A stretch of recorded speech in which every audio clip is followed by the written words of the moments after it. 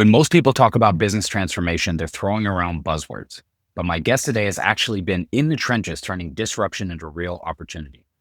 Bill Fournet isn't just another consultant. He's the founder and CEO of the Persimmon Group, and he spent over 25 years helping executives navigate some of the most complex challenges across industries like technology, energy, and finance. This is a guy who's worked with global enterprises, redesigning entire project management systems and helping leaders see around corners before most people even recognize the curve. He's been recognized multiple times by the U.S. Chamber of Commerce, named to the Inc. 500 list. And what sets Bill apart is his strategic foresight approach, a methodology that's less about predicting the future and more about creating it. But the real kicker is he's not just talking theory. Bill's guided projects exceeding $10 billion in scale, consistently helping organizations transform potential disruption into strategic advantage. Please welcome Bill Fournet to the show.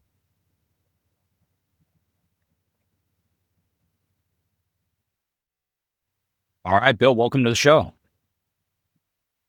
Hi, Rory.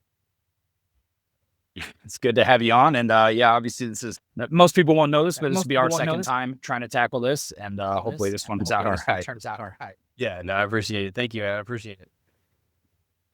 So don't know, why don't you tell people who you are, what your company is, and a little bit about how you help your clients?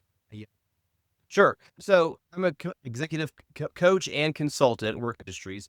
My focus heavy now is around strategic planning, executive development, leadership development, really for planning and navigating uncertainty. My company started back in 2004, the Persimmon Group. We're heavily focused in project management, business consulting. Really, how do you get teams and companies performing better? Not on what they do, because that's what they know. They should know their business. We focus on how they perform in achieving that. So how do they scale? How do they simplify? How do they become more sustainable as they're dealing with everything from generational shifts in the workforce, AI, technology. But more importantly, for me, at least the last 15 years have really been focused around that area of navigating uncertainty. How do we find discipline and rhythm when everything around us is changing? And how did you end up there? I mean, obviously there's a million ways you could have gone with your career and paths you could have chosen. How did you end up with this being the thing that the Persimmon Group does for people? So a couple of ways. Yeah, nobody sets out to really be a project manager. They fall backwards into it. From my end, what I found was that I ended up taking some different jobs up in the Northeast. I was at MTV, I was AT&T and IBM. And from there, really started trying to problem shoot and help to resolve, how do you get people to get more time back in their day? So how do we get more efficient? How do we get higher quality? And in doing that, that enabled me to be able to start to take on more projects. As I went through my career, I was heavier in the IT telecommunications space during the late 90s, early 2000s, and really got a reputation for being able to successfully implement projects well. And the main reason why I did that, or I think it was successful, was because I didn't come at it from a traditional background. I came at it with a master's in history and a BA in philosophy, which I used every day because it enabled me to try to listen to understand what people were trying to achieve and to understand the real value, not the activity or the topical nature or quick of, hey, we want to hit this date, we want to deploy the software. It's what are you trying to do with these things?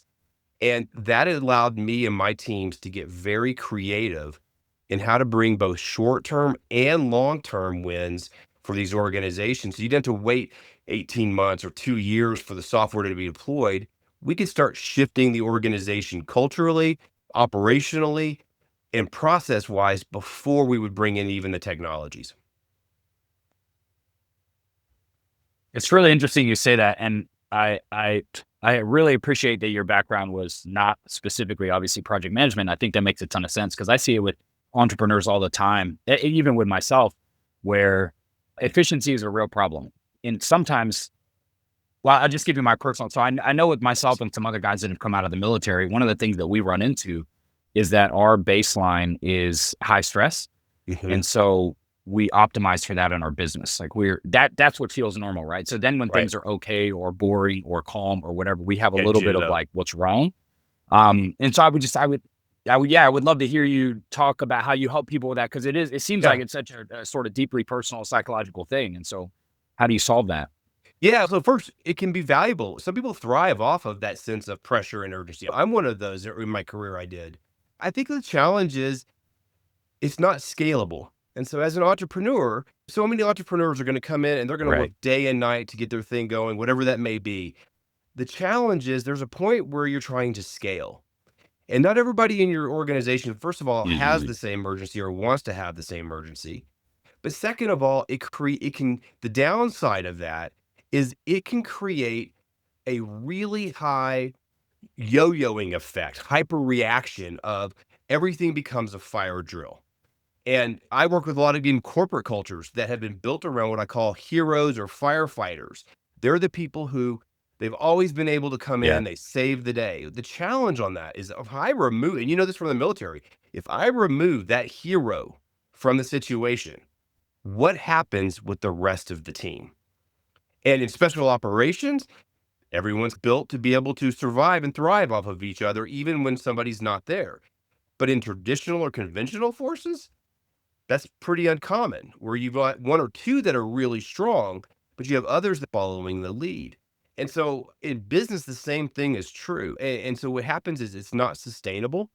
It doesn't create both knowledge transfer and growth across the organization, which ultimately is about judgment. And lastly, it doesn't allow for an inclusion and innovation of ideas because you're not getting the other voices or brains working for you and your team.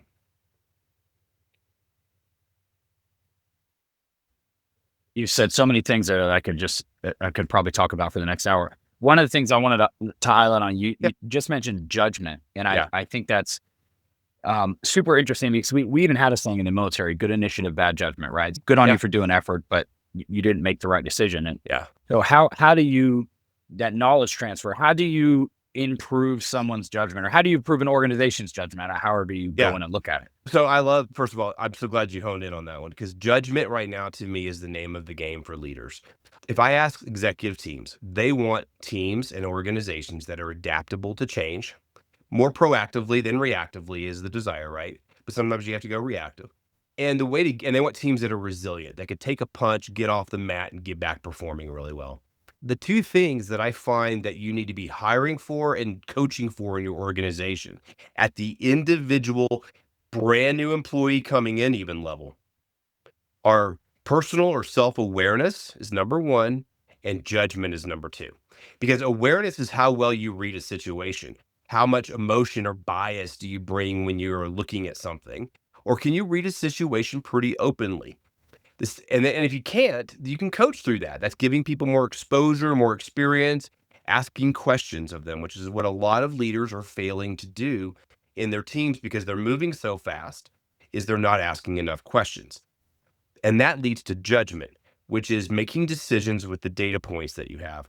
So that's where we should be coaching. And I'll tell you, so there's two things on this that I found that we're all trying to overcome right now in business, because not even pre-COVID, but I would say since really the advent of the smartphone and the ability of being hyper connected, everything moves so fast. So we're on much shorter cycles of change. So the first one is that businesses for 50 plus years, large organizations built themselves around process everything, remove the risk of an error or a poor decision or action, and they wanted everyone to just follow the. When I was a consultant back in the mid 90s in the Northeast, they used to tell us design a process so a monkey can do it. And what we've seen very clearly is that people aren't monkeys. And so what happened was is that we're actually having to invert where a lot of up senior managers and leaders and organizations were trained to process it out, standard operating procedure it out, which they're needed at times, but they weren't focusing on judgment and developing of people. Now we are in the opposite space where now we need to be focusing on judgment and giving people the sense of here's some tools you can have in your tool belt to follow things, but judgment's where it's at. Last one, number one way of working with individuals on your team to do this. The difference between, I believe, what judgment brings in innovation and how you fight against disruption or uncertainty is the difference between complacency and consistency. We all want our teams to be consistent. reduces risk, improves quality, customer satisfaction, all those things. Complacency is when we've been following the process for so long, we forget to ask a single question in our mind. And that is, what might be different this time? So when I walk in with a customer, I walk into a project from the military. When we became predictable, we got burned. And so if I can coach my team and say, what do you think is going to be different walking into this meeting or into this situation? And then debrief on the back end of it of how did it go compared to what we thought. That is some of the fastest ways to be able to coach judgment. Love that. And you can correct me if I'm wrong, but it seems like you mentioned this kind of shift in the workplace. Love to hear how you're helping organizations navigate this with AI, right? Because it seems like judgment is more important than ever. We've got more tools coming in. We've got more ways we can streamline. We've got all this tech sort of coming at us, whether we want it or not. And sometimes we're adopting the wrong things. Sometimes we're not adopting. Like, how are you coaching that with leaders and organizations? Yeah. So I think there's a couple of things for that. First of all, for leaders, AI, like so many things that we've had technologically in the past, is very much somewhat of a trend. But the difference we see with AI is it's really transforming the way we work and look at the future, positively and negatively. There's pros and cons in all of these trends, right? Or technology changes. Yeah.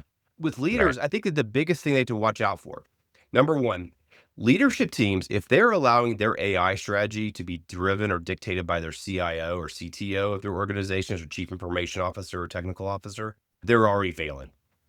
AI affects all aspects of your organization because it is not just becoming a tool like Google search was.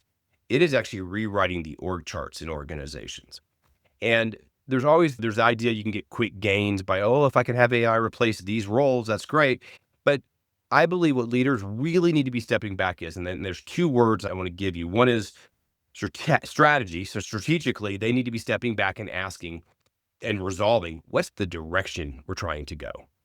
And if they don't answer that and they allow it to be dictated by AI, they are going to become a victim of their competitors and of AI in that sense, because AI is not setting you on a direction. It will help to execute the direction. And that's where AI is really powerful right now, is the ability of executing towards your long-term strategy. The second one is courage. And what I mean by that is that leaders have got to be having the courage today to challenge AI and what it's giving you, but also to challenge what's going on in their own organizations and know where they want to stand firm on certain either principles or values. For me, I have certain demarcations that I will not step over, that I will not let a certain person or team member go from my team, because AI may be able to replace a good majority of what they're doing, but I need the human aspects still in there. And they can use AI, and we do use AI to get a lot of time savings, especially around data and research. But we still have to have discernment and judgment in there, because one of the big challenges right now with Yeah. AI, I find, is AI will tell you what you want to hear. It's very complimentary. And there's been a lot of interesting research Yeah. coming out on this. So leaders have to have that courage to challenge what their teams are bringing them from AI, not just allowing them to take the easy way through the homework. Mhm. Yeah. I resonate with that a lot because we've seen it a lot in, marketing and ads and just a lot of different places where you still need that human to tell you whether or not what AI is producing is good, for better or for worse. We can't fully rely on these AI systems yet to give us a web design or any of that. You need somebody who knows what good looks like to come in and be able to tell you, yes, this was a good output or not. Um, and I think Yep. that goes back to your judgment piece. I think that's where that falls in. I'm sure you have on your team that can judge the outputs correctly. I love that you're still keeping the humans in there, because that's one thing I've seen with a lot of people in the circles that I'm in, marketers, media buyers, copywriters, things like that, is there's the people who don't have good judgment, like we're talking about, and they just take what AI gives them and they assume it's good and they send it. And what we're very rapidly finding is that you still need somebody who knows what right looks like, Right. no matter what Or you're doing, whether Right you're doing an design. right. organizational chart or No an matter ad what copy you're or a doing, web whether you're doing an design or a project organizational management chart plan, or an you ad need a copy human or being to look at it and say, or a yes, project management that's plan, you need a good human being to or look at it. not. Yes. Right. And so how do you Or see this affecting organizations with how do you how they're hiring or kind of what they're hiring for. Because like you said, in the 90s, you just needed you needed a cog in the wheel. You needed somebody to execute the SOP. But now it seems like we kind of have to optimize for even more talented people, right? Because we need thinkers, maybe. And I'm just curious how you're doing that with businesses. So, you just brought up a really good point, though. And one of my fears, so real quick as a pause generationally in the workforce, prior to COVID, prior to 2020, we knew that baby boomers were going to retire. They were the largest part of the workforce. Millennials were coming in, right? Xers like me were in the middle, and then Gen Zers are coming in next. Well, the challenge for so many companies was they decided to go cheap and not really focus on succession planning and transition from the boomers who really came of age during that growth of what I call the modern corporate, with process and everything else. And so when they finally said, hey, peace out, we're done during COVID, the challenge we found was these companies were caught flat-footed. And wait a minute, these millennials are going to run everything now. They don't experience, and they started freaking out. Well, the challenge on that lesson was they never did what you just said a second ago. And if you see the survey results for millennials and Zs, the number one thing that we'll hear from them in their workplace around frustration on being able to do the work is they're told we never were shown what good looks like, which is a judgment question. We're told when we're doing something wrong. And if you think about it generationally, Xers and older, we, for the most part, were told when we're outside the lines because we all came of age as generations watching 3 channels, maybe 4, yes, or Fox when it came around. We had unifying social mores, Thursday night television was Friends and Seinfeld. So you had these things to talk about. With millennials and the advent of the smartphone with the internet, streaming channels, everybody could create their own echo chamber. They can go into their parts of the world, good and bad. And it's really, there's a lot of good in there. To go find themselves. What assumes, and I talk with a lot of leaders, is don't assume that your workforce coming in knows what good looks like. As you give that to them, these younger generations are so smart. They're so savvy, and they read rooms really well. They also don't want to be just compartmentalized in a certain role in a box. They want to see how the whole system or organization works. Those are all key levers that leaders can take advantage of that can redevelop and grow. And so what that does is it comes back and says, what am I hiring for? I need to be hiring people who have good diversity of thought, who have good critical thinking, good communication skills. The number one and number two things that I hire for are first self-awareness. I need people who can watch and see things and ask questions in their mind of, why is that happening? Or why is that person doing that? And the second one is critical thinking. And right behind that is communication. And that's communication is one of the biggest complaints that I hear from leaders in business, that we don't have younger team members who know how to communicate well or tailor their communication to their audience. I think that's so interesting. I'm curious, you mentioned something about the younger generations really being able to read a room, but what are your thoughts on that? Where is that just a generational thing? Is it an advent of technology? Like, how did they develop this skill? I'll tell you what. First of all, I should say generationally, they can than older generations. And that comes from video games. I've talked with neuroscientists about this way back when. So, kids playing COD or Call of Duty and Halo, all these others. When you have the HUD, the screen, the radar up there in the corner. I used to ask, I said, neuroscientists, I said, I'm a Gen Xer. I can practice all day and I can't get my gun up fast enough to shoot the 5-year-old laughing at me at the other end of the microphone, right? And I said, so what is it with these younger generations? How are they able to do that so fast? And they said, well, actually, they're using and seeing the symbols in the communication portion of their mind, while I'm looking at it as an observational one and having to switch between my thinking and my reading. And they view it as the same way that you hear things, which is why it's so fast. And so to your point, I've seen the same thing with reading of people. They're good at figuring out, because those multiplayer online games were just huge practice sessions, even all the way down to Minecraft for the youngest kids, right? Those were practice sessions of seeing how other people's behaviors were coming at you.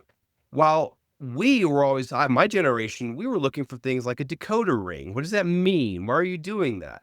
So the biggest thing for leaders that they do is take advantage of that. And the gap that I mentioned a moment ago is that the leaders aren't coaching, they're telling. They are jumping to conclusions too fast. If you see a behavior, one of the things that we see when we talk about giving feedback or developing people is a lot of older leaders in business, so Xers and older, are very good, and even some millennials are this way. They're very good at giving feedback in the way they want to receive it, not necessarily the way the person who you're with needs to receive it. And the example I'll use is, if a quarterback throws an interception in the game and runs to the sideline, what's the first thing a good coach says to the quarterback? What do you think? Just threw an interception. That's a good question.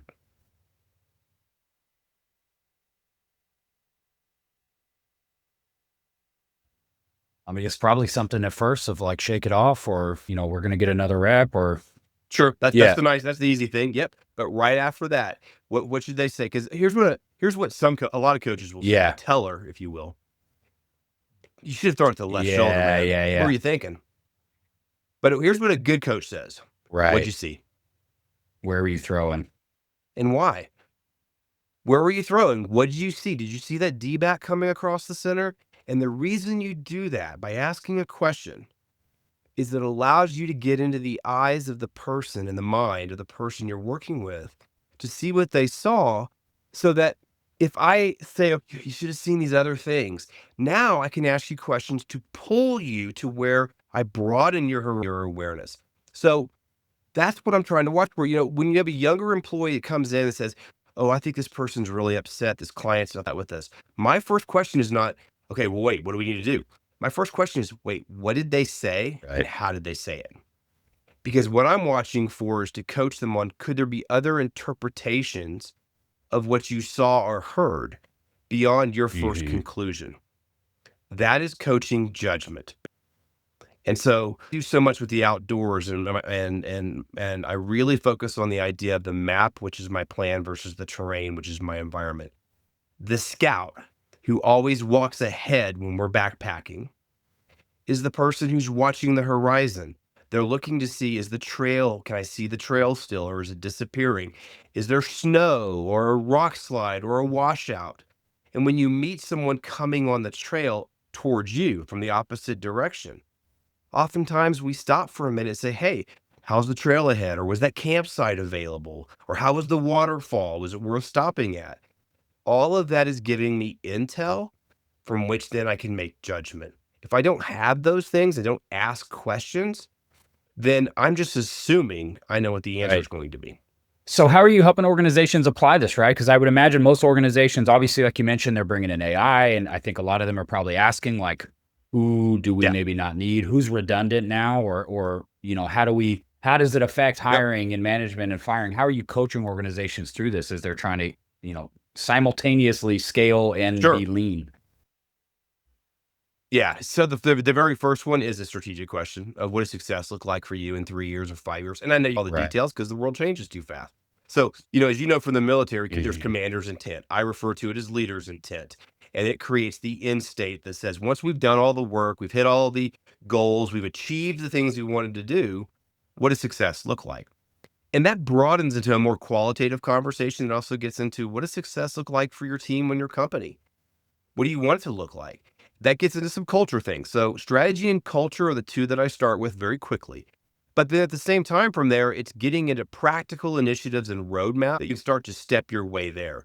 And to your point, like you brought up marketing earlier, product marketing honestly is better than project Mhm. management, in my opinion, now, for a lot of the ways you run initiatives, because product marketing has that point about, before we launch something, are we going to pilot it? Do we kill it? Do we exploit it, which means go faster, throw more resources at it? Do we proceed as planned? Do we hold? It's not ready. So those kind of questions, which I really challenge teams to find and build the discipline of having better communication between the leadership levels and the front lines, is so that on both sides, you are tightening up the awareness of what's happening in the field and where are we headed to and where do we maybe need to make adjustments because of changing assumptions or changing external conditions.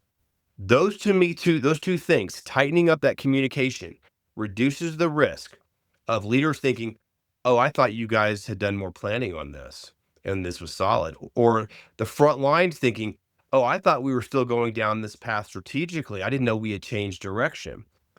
That's what I got to tighten up without going into micromanagement.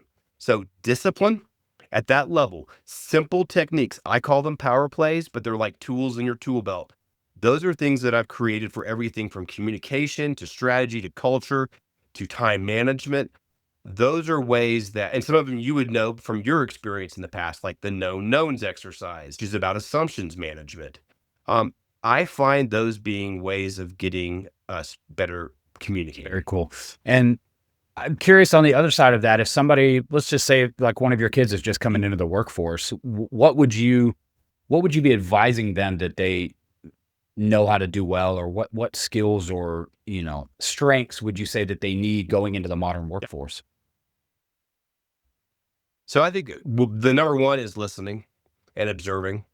So watching and learning as fast as you can, soaking in, not to necessarily do it the same way that somebody before you, but to use that to ask questions. Younger generations are very much about simplifying processes. And so part of it then is about how do you raise that and challenge that in organizations without it either turning off ears or being off-putting, which I use intent and outcomes to achieve that because we can then disagree on tactics sometimes, but at least aligned on what we're trying to. The second big one I say is around communication, which is really understanding. Are you still there? Why is it? Okay, well, I'm gonna keep going on that one, Corey, Rory, because it's get recording. Um, the second one is around communication. And the way that comes in is understanding who your audience is that you're trying to communicate and getting data or information into a way. Yep, I did. See, hold on. I did. I did.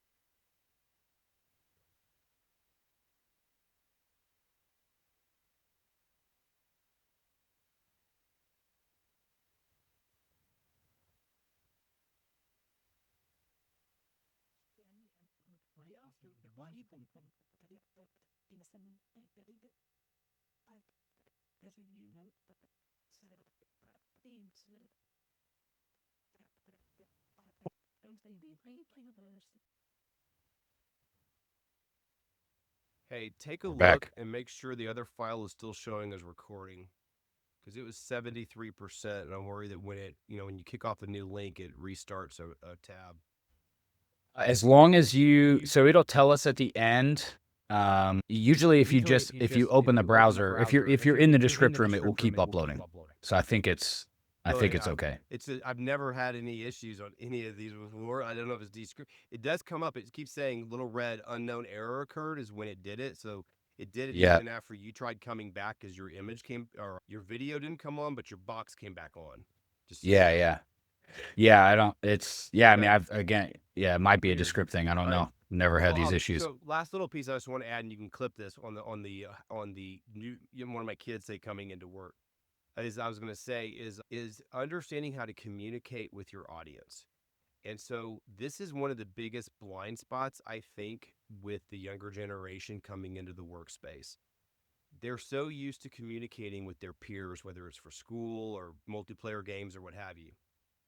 Understanding the audience, and I do a class actually on storytelling with data, which is how to visually and get across to your audience your points, your analysis, your recommendations, whatever that may be. That to me is crucial for this younger generation because they may be super smart. They may have the best idea in the room.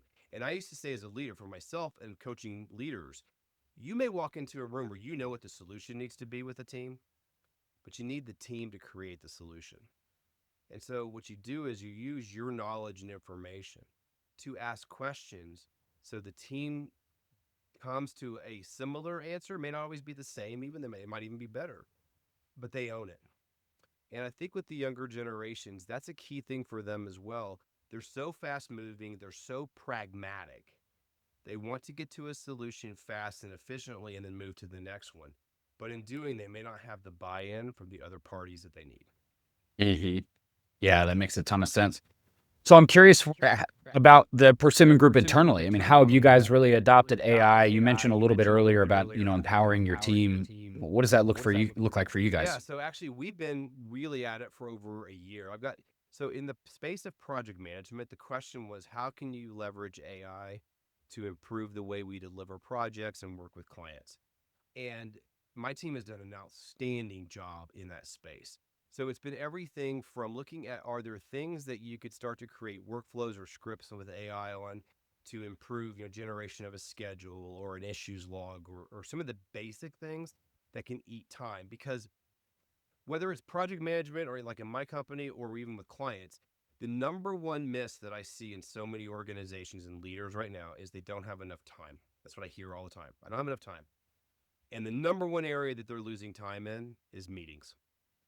Meetings are typically for over 15 years, I've asked a question of audiences, my keynotes, my classes, whatever it may be. On average, think of all your meetings you attend as being 60 minutes on average. How many minutes of that 1 hour meeting are valuable to you? And in the United States, that answer has consistently been from day one, 5 to 15 minutes. Now, if you're a business leader or an entrepreneur, if I told you that 75%, which is how much time that's wasted there, of your Mhm. product is wasted, you're not going to be in business very long. Right. So, one of the things I use is I have a technique called POP, which is purpose, outcome, and plan. And what it is it means in every meeting, you should purpose is why, just a simple sentence or a phrase. Why are we meeting? I mean, how many times do we go to meetings and we don't know if it's an approval, a review, a brainstorm? What is it? Right. Outcome says by the end of the meeting, one sentence, what does success look like? We walk out of here having approved blank. Now, plan is your agenda. It just says, is there a pre-read? How are we going to walk through this? We're going to review alternative solutions. If you were to put that, I've had clients that I work with, executive teams, that have said they will stop accepting meetings that don't have POP in the calendar appointment. It doesn't take much time, but I can tell you if I can get you to 30 to 45 minutes of a 1 hour meeting or Right. reduce how long a meeting is from an hour to 30 and justify it why it needs to be longer, and there are reasons why they do, that will get you time back in your day. Yeah. What a lot of leaders don't have right now is time to think. And I Yeah. call that white space. And I also believe leaders should intentionally schedule time for thinking and reflecting in their week and use their calendar as a true calendar, not as just a meeting event planner. Right. So those are a I love couple that. of ways of bringing that in that I can work with teams on. Because back to your question about what do you do with leadership teams with AI, I don't believe if you don't have a strategy and you don't understand the kind of culture of what success looks like for you with the team, you really are just sort of in the river getting swept by the current of AI and whatever Right. technology is going on, or your employees into a destination that may not have been of your choosing. Yeah. Yeah. No kidding. And last question, I'm just curious, what are Yeah. you guys focused on over the next year, 3 years, 5 years? I mean, like you mentioned earlier, obviously the world changes really fast, but what are the goals for you and the company? And short to midterm? So for us, we continue to grow. So we do projects all over the world. Our business is all over. We're multi-sector. I think there's two things. We know that the markets are going to catch up at some point on the project management space. But Mhm. my focus on project management has always been about asking the larger value questions of what are we trying to achieve and why are we trying to achieve it, than going through to just go implement X by X date. And I don't think that's going to change still as much. I think that, Yeah. when I look at entrepreneurs, and especially businesses in general, they've got to simplify to scale. And, to simplify, you have to look at, in my opinion, two things. So kind of like I had consistency and complacency earlier. In simplification, it's complexity and complication. Complication we do to ourselves. That's adding Yeah. too many layers of something that aren't yielding the benefit that we hoped it would be. There is complexity in a lot of environments. But the art, and this is what I loved about being a philosophy major, is that you take the complexity and you look for the themes or the threads of simplicity and fundamentals in those. So that's why so for me, I just finished drafting my book. It's going to come out later this fall, and it's map versus terrain. Its focus is on leadership fundamentals because I think we've tried to paper up too much with forms and classes and procedures to try to address the symptoms that we're seeing in organizations and lack of leadership or challenges with leadership. We're not focusing on the fundamentals. And fundamentals are back to like asking that question of the quarterback, what did you see? Yeah. And that is how I believe we become successful. With your history, I do a lot of focus around special operations teams, whether it's the Navy with SEALs, Green Berets, getting into even Task Force 160. They all come back to the fundamentals. They practice like crazy. They know fundamentals. They know the rhythms of their team and the personalities of their team. If they are on a fire team going down a valley and there's an overwatch ahead above them, regardless of rank, the overwatch is making the call on the shots. And on the Mhm. fire team, if you're part of that and there's no fire coming from your right, that person is down or out. That's rhythms. Right. That's if you bring that into business, you can take a team, and I have leadership teams I've worked in certain sectors that I could put in any other sector, and they're going to be successful because Right. they work well together. They ask good questions around critical thinking and problem statements, and then they work to bring in the right people or expertise to solve problems. That's how you win in business. It's about, even though we have AI as a great technology and it's going to be a game changer for us, a force multiplier, I still, as a leader, have to say, do I have the right skills, experience in the right slots? Do I have the rhythm of those skills working together like an orchestra? And do I know the song or the direction that we're trying to create? If I've got those things, I can move mountains. Yeah, absolutely. Well, Bill, this has been great, man. I really appreciate you coming on again, and hopefully we'll get the recording done this time. But just to wrap up, why don't you let people know where to find you when the book comes out? Where can they get a copy? Sure. So you can find Bill Fournet on LinkedIn.com is a great place to go. I also have my website, which is Bill Fournet, so BILLFOURNET.com. Is my website, the Persimmon Group, which is ThePersimmon Group.com. Also has got lots of blogs, great articles, power plays, etc. The book's going to be coming out in the fall in the September timeframe. It's already on Amazon and Barnes and Noble as a pre-order. It's going to cover both some of my outdoor experiences, my leadership in business, but really the focus is arming people with those power plays, those fundamentals and techniques that you and your team can apply immediately to improve how we're performing and navigating uncertainty. That's excellent. Well, once again, I really appreciate you coming on. This is a great call. Thanks so much, Bill. Thanks, Rory. I really appreciate it, man. You bet.